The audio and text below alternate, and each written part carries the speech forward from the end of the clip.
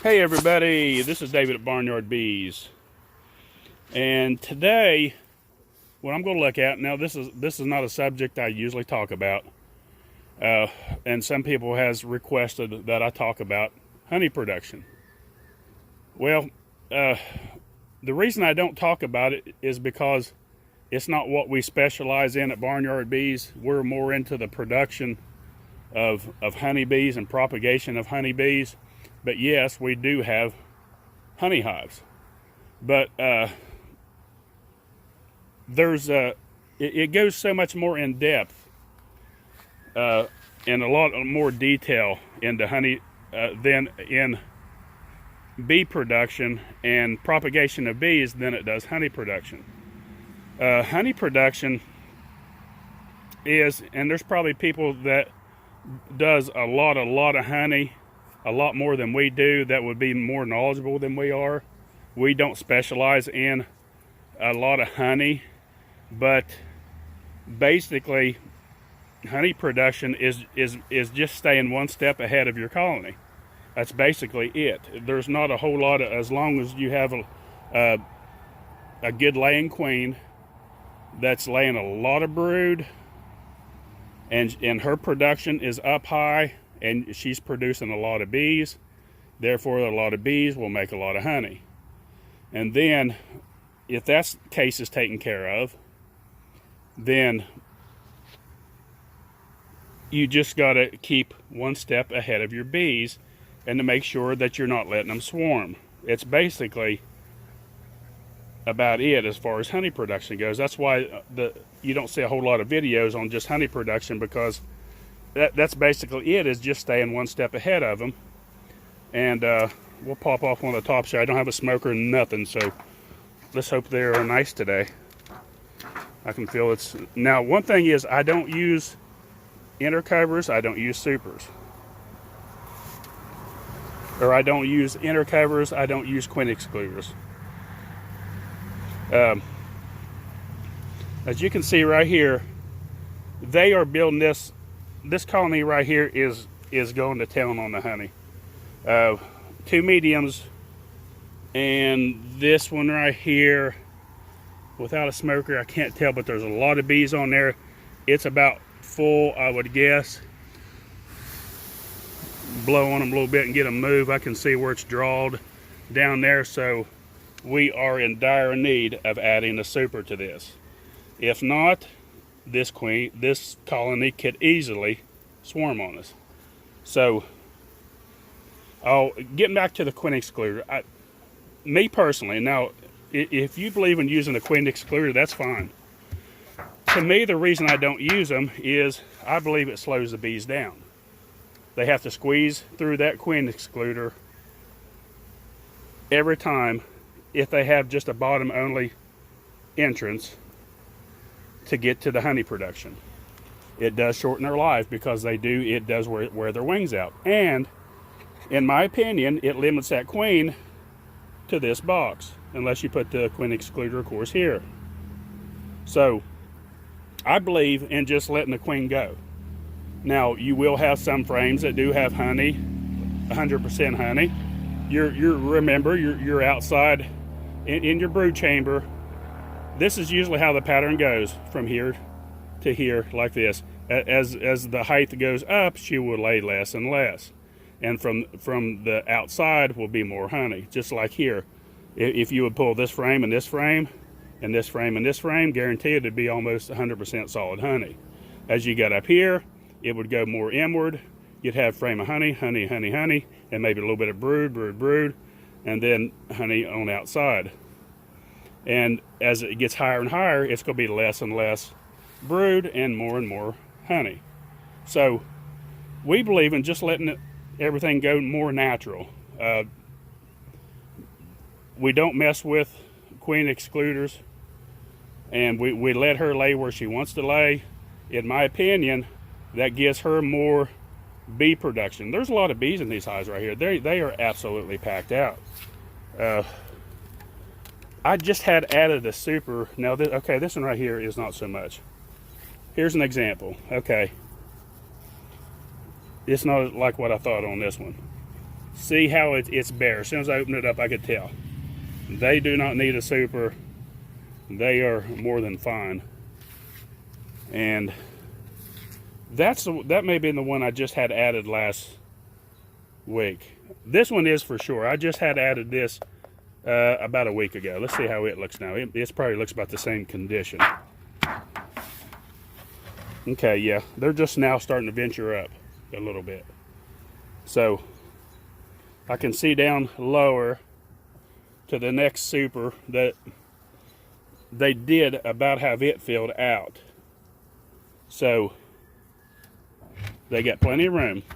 So just looking at them that fast, I know this one's fine, this one's fine, this is in danger if I don't get a super added, because it's ready now. It needs a super on it now. Just as soon as I popped the lid there and looked, I knew immediately it needs a super.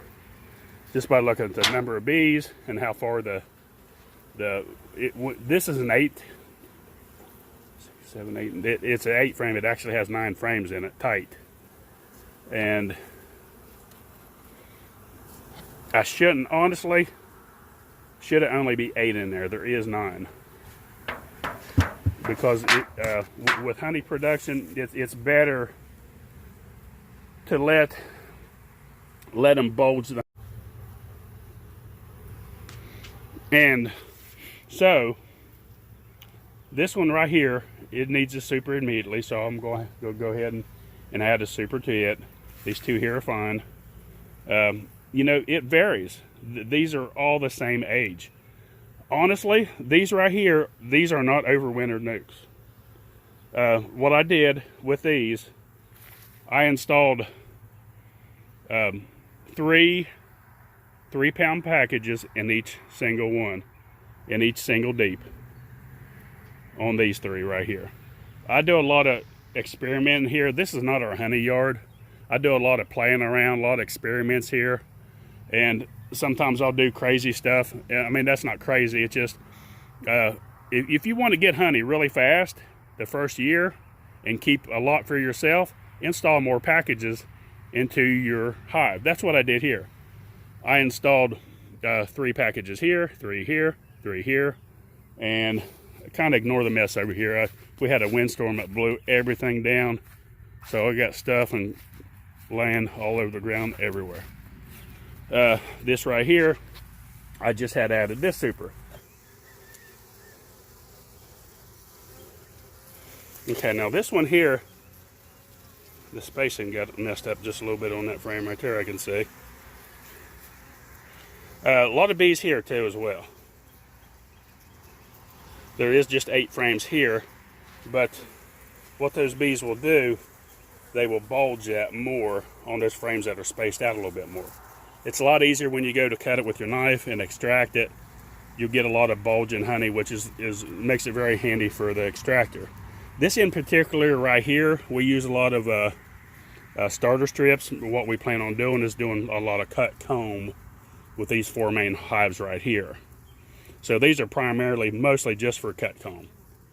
So we can cut some comb out and drop it in jars and then fill it with honey. So that's basically what we're doing here. I just had added this super. There's a lot of bees in this hive right here, and they're already working, and it won't take long. I can see by the number of bees, it's not going to take long at all.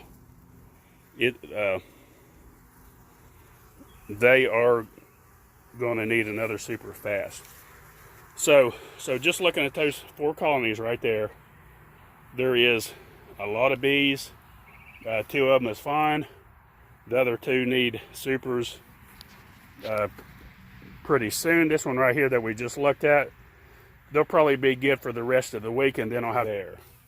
So that just kind of that's why I don't do a whole well, really any videos on honey production, because it's just not with propagation of bees. There's so much information that can be shared, and there's a lot to learn as far as propagation and how to do splits and how to make queens and such, and all these little tricks that we do with the queens and the splits and the walkaway splits and the queen on a wire, and just little things that there's a lot of information in this yard compared to the honey yard.